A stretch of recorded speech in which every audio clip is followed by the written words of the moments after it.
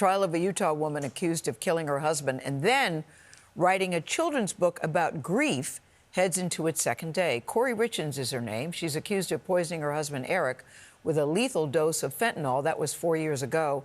Prosecutors say their phone history included searches for, quote, luxury prisons, and if police could recover deleted messages.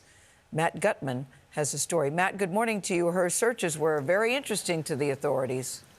Very interesting indeed. And Gayle, both sides laying out their battle lines in this trial. Prosecutors painting Kouri Richins as a cheater who murdered for money. The defense arguing that she was framed from the get-go by her former husband's family and failed by law enforcement, who they say forged ahead with the case despite finding no hard evidence that she allegedly poisoned her husband's drink or anything else.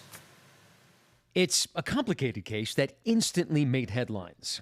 A Utah mother who wrote a children's book about grief after the death of her husband last year has been charged with murder. And in its opening statement, the prosecution worked to simplify its case against 35-year-old Utah mom Kouri Richins.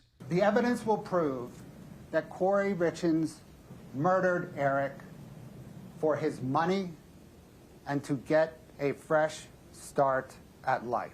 On March 4th, 2022, Kouri, her 39-year-old husband Eric, and their 3 boys were living in this house in Utah, a seemingly idyllic life, when dispatch got this 911 call.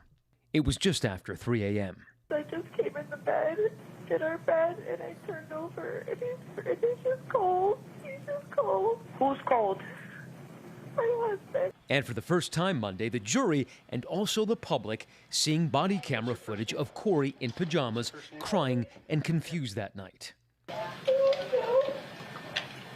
was just fine.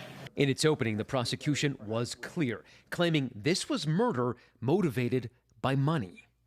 Kouri Richins owed over $4.5 million to over 20 different lenders. Money that Eric had. His estate was worth over $4 million. And the prosecution using Kouri's own search history against her.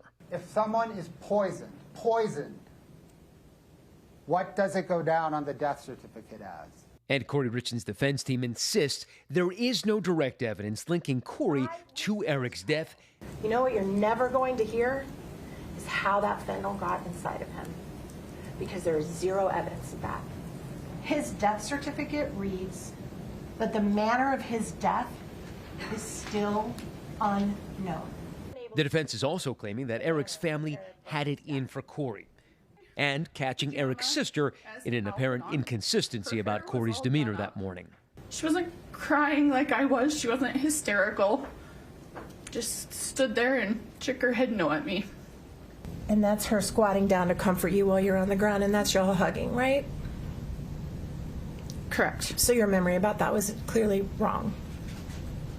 To be fair, it was 4 years ago. Quite a moment in court. Now, Kouri Richins has spent the past 3 years in jail, denied bail or visitation with her children. If convicted of the most serious charge against her, first-degree murder, she could face life in prison. This trial is scheduled to last about 5 weeks, Nora. Matt, thank you so much.